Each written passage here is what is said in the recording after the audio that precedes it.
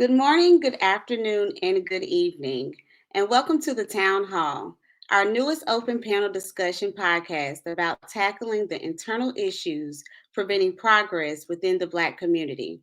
I'm your host and moderator, Brianna Rhodes, and today we will be discussing classism in the Black community.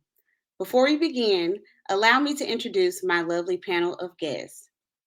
Dr. Marguerite Henricks, PhD, Dr. Lucretia Taylor, PhD, Tiffany Rosier, Brandon Hull, Skylar Caesar, Victor Sandifer. Thank you all so much for being available for this discussion. We have a lot to tackle during this episode, so I'm going to jump right on in. So, as I said, we will be discussing classism in the Black community. And I want to just start off by asking you all, how has classism in the African American community influenced our political, social, and economic climate? Does anyone have any thoughts? I'll start. I think that historically, classism from a political perspective has led to what we now recognize as gatekeeping in the African American political landscape. I think that politically and historically, African American leaders have been selected from what we recognize as a historical talented 10, and the things that come with that in terms of passing down um, opportunities to lead in a political framework has really led to what we now see as gatekeeping, because we've seen our Black political landscape be highly ineffective, um, and continue to fail us collectively as a community. And so I think that associates itself with classism in a lot of ways. Mhm. So when you talk about like the talented tenth, like that was something prominent in the early 20th century. How do you think like the modernized version of it plays out now? Well, I'm sure our panelists have thoughts. So if you want to hop in on it, please do. I Brandon. will. So when I think of classism, I think too a lot about where people live, where Black people live in particular. And I think that there was always a goal. I grew up on the south side of Chicago, and a lot of people, the goal was, oh, you've made it, or you're now successful if you make it out of the hood. And I think that the issue with that is that when some Black people, when they do leave these impoverished areas, they kind of leave that experience behind. And so those people that are kind of stuck in that area are just going to continue to, lack those resources or proximity to, education or different things like that. So it's kind of like a perpetual movement. And a lot of Black people who do make it uh, don't really go back and help other people in those communities. Just in my opinion, I mean, obviously there are people that do, but just like on a wide scale, I don't really see that happening a lot. So those are my thoughts. Okay, sounds good.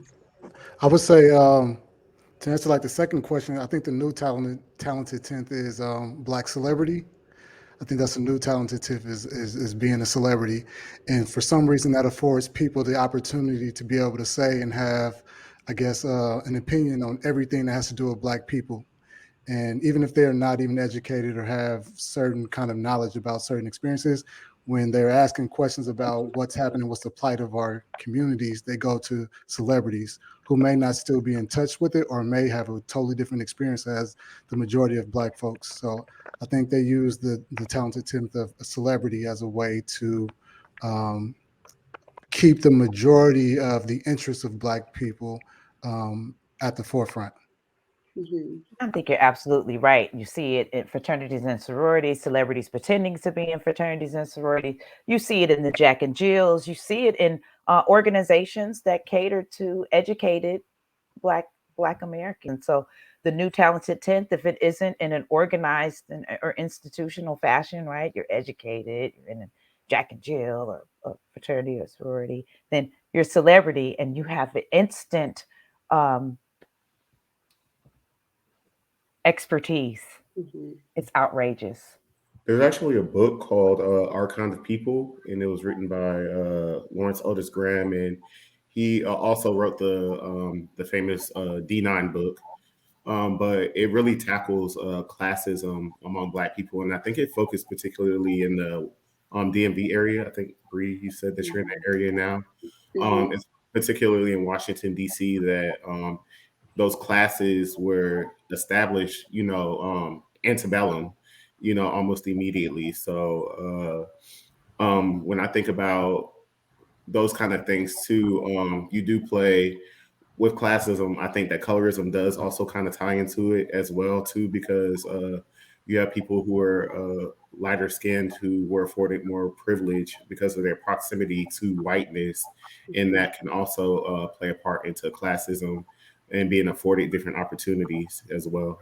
Mm-hmm. Adding on to that, I think that people like naturally like to separate themselves. I think it's just human nature, whether it be in the Black community or any other community. So whether that be with what type of Black elite you could be. So maybe that means you've reached your status from being a celebrity or being in the entertainment industry, or maybe that means you achieved your status in life from education or having generational, generational legacy passed down.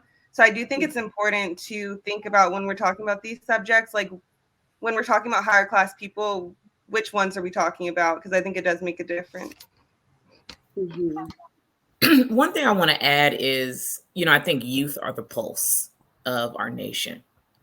And so when we're having these conversations, what are our youth hearing? What are they then learning? How are they then experiencing life? And then what comes 10, 20 years when they become of adults and then have to participate in these types of conversations? And so, when I just think about my personal journeys or those of my peers, accumulating wealth means something very different nowadays than it did 50 years ago. And so just because you've moved out of the hood, you may not own your home and be renting in a different area. And so I think we have to look and see what we define as being middle class. There's lower middle class, there's upper middle class. I mean, really, what group of people are we talking about? What does it actually mean nowadays? I mean, it's so difficult to just survive, even with an education, that how do we define, middle class and upper middle class and being of this, higher class. Well, how would you all personally define that? Like upper middle class, and lower middle class, lower class in this time right now? Well, I don't think we do enough of looking at actual data at our collective group. I think we look at social media images, traditional media images, and the images around us, and we make our own emotional decisions. I think, however, if you look at the data around Black wealth and classes of Black folks, you'll be highly disappointed to learn that there aren't very many. Mm-hmm. And that's probably why there's a cognitive dissonance around Black classism and actual Black life in America. Mm-hmm. So I'd refer to like Federal Reserve data, local data in your community around Black demographics and economics, and that will paint an actual picture versus, sometimes what's presented to us. Mm-hmm. And Dr. Taylor, you touched on how, everything is like rooted in the youth. How do you think the youth is kind of molded into like classism as we get older? Like what kind of experience do you think shape how they see, our community or how they see classism in general as they age? Well, I think we were talking about celebrities kind of being the face of the Black political movement.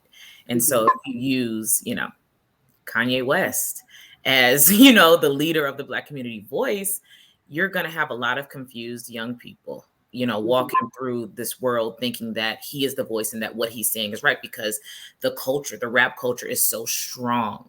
And these are the icons that our young people are looking up to and feeding into, honestly. And there's no one to really, go against what Kanye West is saying that really inspires our young people to go a different route. So Unfortunately, the voices that are loud are the ones that I think provide misrepresentation and misinformation about what really the plight is of the Black community. Okay. So we're mainly talking about like the entertainment industry right now. But do you all believe like there is classism like within different industries, like how people gatekeep to make sure that they're the only one that has a seat at the table? What are your thoughts on that? Yeah, I think that there's classism in literally any industry. Even when you think about, I guess, corporate jobs, or you think about working in more professional settings, there's levels to things. So whether that be you're, I don't know, at the bottom as someone who's more of like a service worker, you're someone who is focused on like customer service, then you get into like tech, and then you get into executives. And I think once again, it goes along with the fact that people just love to divide themselves. They may say, okay, we're all in this boat together. We've all made it to this point in our lives or this type of industry, but I'm still here and you're still down there. And I think it's just like a human nature thing, and it's very unfortunate. Mm-hmm. I want to say something on the opposite end, in that, you know, I did go to a historically Black college and know what it's like to be in an environment where you are brought in, where the space is created for you, where you feel like you belong. And I've had the good fortune of being in environments and connecting with people that have my best interests and that will mentor and teach and pull up. So I don't have a similar experience in that, you know, and I think those spaces exist. And we have to continue to push that narrative that those spaces exist, and it's not a crab barrel, you know, when it comes to Black folks succeeding. You know, every Black person I've ever worked with, let me take that back. Every Black person in leadership that I've ever worked with has always been open to developing and helping to support my growth in a professional way. And so that hasn't been my experience. Does it exist? I'm sure it does. But I think we really should be pushing the narrative that we are a community and Black folks help one another in professional settings. And there's enough out here for everybody to win. Yes. Yeah, no, So I I definitely have agree with that point for experience. sure. No, definitely. I've noticed the division and seen some problems with it, but I would agree with you that more often than not, folks are willing to help. It's just, I think sometimes naturally people divide themselves, unfortunately. Mm-hmm. Do I you think think? it depends. Oh, go ahead. No, go on. Go. I think it depends on the kind of environment overall. So when we're talking about corporate America, we know that there are a lot of Caucasian people that are in that environment. So it really depends on if the Black person is desiring that proximity to, or they equate whiteness with success. I worked as a server when I was in undergrad, and my general manager of the whole store, he was a young Black man, and he looked out for us and he helped us a lot. But when we would get visits from corporate, it would kind of you could see the code switch, and it was definitely because, you know, as a young Black man, I felt like it was a white owned restaurant. And you could see that they were kind of pressuring, or they were on him. And I think it was because he was young and because he was Black. So as a result, I would also say that I think that Black leadership, when it comes to that they tend to be harder on other Black people, because they want to see that push. They want to see that success, and they don't want to see you be associated with those negative stereotypes that come with, you know, African Americans, especially in the workplace. Mm-hmm. I think for me, I try to find my. I'll say this. While I'm not, I identify a lot with a lot of the teachings of the Nation of Islam, and I think that a lot of times, um, when we get to when we're gatekeepers, we're gatekeeping for, or when we are part of certain institutions that are historically white, um, we have to do those things. I don't think code switching is a bad thing. I think we should code switch, and you do that regardless in your life, regardless of the times. But I would like for us at one point in time in life to start building our own institutions, and building our own institutions where we can create the culture. Like Dr. Taylor was talking about, like she was in an environment where the culture wasn't all about me trying to beat you out because it's only a couple spots for us. Because if you have a very big institution and only one or two spots are going to be for Black people, of course you're going to breed this competition. So that's just like with sports, right? Or like entertainment. They give us 50 slots, but have 3 million people going for 50 slots. Do you not think some people are going to kill and stab and do whatever it takes to be able to get one of those 50 slots, even if you didn't like, if you grew up not eating and you're hungry and this is the difference between you eating or not, you're probably going to do whatever it takes to try to survive. But I think when we create our own institutions, when we're hiring each other, when we're creating spaces for ourselves, that we're able to take away some of these, I guess, some of the environments that makes it so we do the things that we're talking about. Mhm. I like that the idea of creating Black spaces. I'm a very very big supporter of creating Black spaces. Um, I think Black spaces though should remain Black, and that might be a little controversial. And I think that a lot of times I think Black people are really inclusive, but I don't think we get that same energy when it comes to us entering other spaces. And I find myself very frustrated at times about that. So I'm a very big proponent of gatekeeping. I don't invite anybody to the cookout. I don't. But that's just how I am. And I think that in order to truly be successful, we do have to gatekeep and, have certain spaces. I mean, not every space, but there should be a certain safe space just for Black people. We don't have to extend the olive branch. We don't have to open up the doors for everybody. Like Mhm. it's okay. That to your point, Brandon, like the podcast I host, I've had people reach out to me and ask me to interview women who aren't Black, and it's always an unequivocal no. Like there are plenty of places for non-Black women to be interviewed about food and other things, so that's a no. This is specifically for us, so I gatekeep the hell out of that podcast. But and to everyone's point, like I'd rarely have like hard opinions on these things because human nature flexes so much, and our environments change and conditions change, and so our behavior changes. So my question actually is how do you all define classism, and then how does the global existence of classism affect how classism works within the Black community? Because classism across the world looks very different. Some of it is religious, some of it is a whole ass belief system. Hey, we believe in classism because you're born into a certain space and this is how you're supposed to serve your community or serve your nation or serve your people. So there's an honor to it that is unique to specific countries and specific cultures. And so because classism for Black people in the United States is an offshoot of systemic racism and a lot of other things, it is not seen in a global context because it has a very specific behavior and effect on us. So I would be interested to hear what you define classism as, and then like where are you seeing it in your own kind of personal experience at this point? I mean, I would definitely define it, for us in Black America, at least, classism is kind of a presentation and an association with wealth. And because many of us don't have wealth, the way that it's presented to us creates an angst and an anxiety and kind of like a pressure to perform. So you have scammers in the community, and you have all of these fake opportunities to get rich, and all these passion projects and motivational coaches and multi-level marketing schemes. They're all scams. But when you have movements like Black Women in Luxury or Blacks in Luxury, or you can't sit with us, or all of these presentations of wealth, the reality is we don't have access to those things in real life. And because we don't do the political work that's necessary to get access, and we're shamed for being owed reparations, for instance, we just continue to struggle kind of like in this good times kind of, vibe where we're just really struggling and surviving still.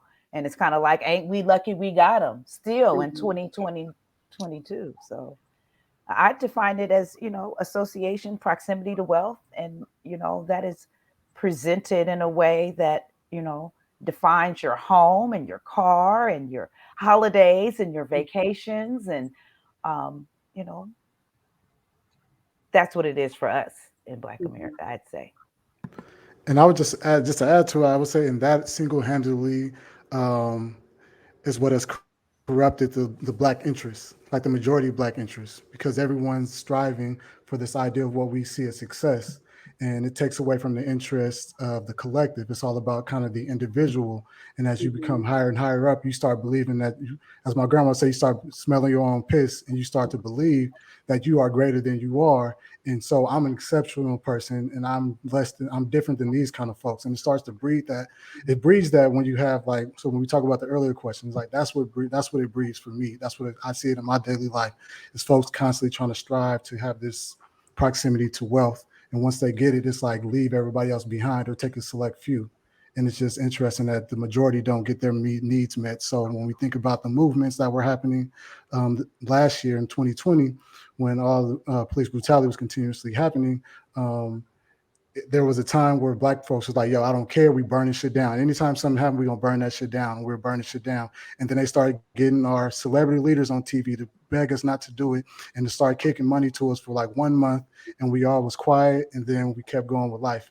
But the life of black people still became shitty. And I thought that was one of the one times in my life where I feel like if we had kept our foot on the gas, that we could have really made some change, because America doesn't hear anything until you start messing up their money. You're absolutely right. But I do want to say that, out of that movement, we saw that a lot of people siphoned millions and billions of dollars out of Black America. But out of that movement, there was a small group of people that got some work done. And I think that that's, again, because we're not grounded in any political work anymore, we're not aware. So a lot of Black folks don't know that AB 3121 exists. California now has a law on the books that requires them to study and pay reparations to American descendants of slavery. But because we're not tuned in on a political level, folks are not seeing that work. So we have to kind of spread the word and get folks plugged into the real work that's happening, because that's what's going to liberate us and get us to the class that we want when we have the restorative justice and the economic repair to deal with our own communities or go where we want to go in peace, right? And so we have to do the political work to create policy that allows us to buy houses without discrimination, go to school, being traumatized and terrorized, right? And get jobs without being discriminated against. And that requires law and policy. We aren't free yet, right? And so folks are doing work, but that work is not highlighted for some reason. Yeah. It's amazing. And Dr. Heinrichs, I agree tenfold. And I think another layer to that is the personal healing. Like, we are first generation out of poverty. We are still suffering from the mental abuse that comes with living in poverty. And so some of the things that you were talking about, Victor, is like, I understand and I get it. How do you expect someone who's new to money, even just a little bit, to really be conscious about the community? Someone has to be teaching that we have to bring it back. And like you said, there's not enough focus on the political measures and what's happening in the communities for folks. I'm just trying to live day by day. If I'm bogged down by my cousin and my mom who still live in poverty, I'm never going to get anywhere. And I can't achieve the level of, wealth that I am looking to attain. And we shouldn't be embarrassed by that. Like, I'm looking to be rich. Okay. Yeah. But I also understand that there is a level of, commitment that I have to my community, and not everyone feels that way. So my question is then, how do we, collectively come together and push that narrative that we have to come back and we have to take care of us, and this is how you do it? Who's teaching that? I think that, I'm sorry, you can go. I think it starts in the home. I know that when I turned 17, I definitely got that. Okay, so what are you about to do? Like, you have to get out the house, kind of thing. And I think that a lot of Black youth in particular may hear that narrative. Like, okay, you're on your own when you're 18. Like, I'm like, parenting. Like, I'm done. And. I went off to college. I didn't finish school initially, and I had to go in the military, and I went back and finished school because I wasn't honestly prepared. And in retrospect, I went back and I talked to my parents. And so I have a younger sister who's in her mid-20s, and she is still at home. And it's because I had that conversation and I said, hey, like, as parents, like, we're not always ready, especially because we don't in school, we don't learn about finances or, Right. things like that. That's left to parents. And as I think, as Dr. Taylor said, we're the first generation that's out of poverty. So those conversations might not necessarily always happen. So it's kind of like when we were 18, we're kind of kicked out and we got to figure it out for ourselves. And I feel like if there is a little bit more nurturing, in the household, then it will put more younger Black people on the track for success. One of my coworkers is, I think, 26, and she has always lived with her parents, but she is about to buy a house now because she has saved her money, and she didn't have to pay rent or Right.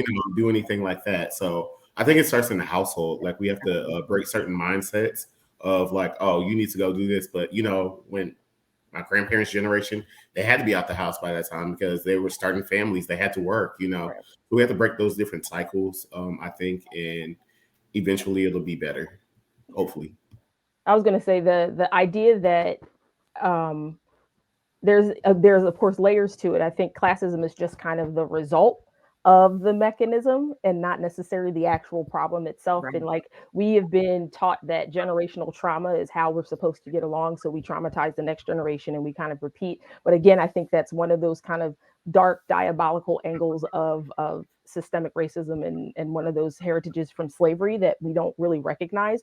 I mean, because we're going to be honest, the new type of health and wealth right now is mental health and getting Yes. out of those cycles of trauma and getting out of those places where most countries, like unfortunately Black America is so siloed that we don't really think about what the rest of the world is even doing. So globally, most people stay with their families until they start their own family, and then they just move down the street or move into the place next to them, or they all kind of layer up and live in one house together, because this idea that you need to break off on your own and this sense of individualism, away from the community that could support you, is so celebrated in Black America. But I don't think that's our natural instinct. I think our natural instinct is to take care of each other, and to take it and to pass that care down to one another. But if we are conditioned to not do that, then we continue to go. Like my mom did the same thing. There's four of us, and when we were building up and gearing up to be 18, she was like, "I hope y'all ready to leave."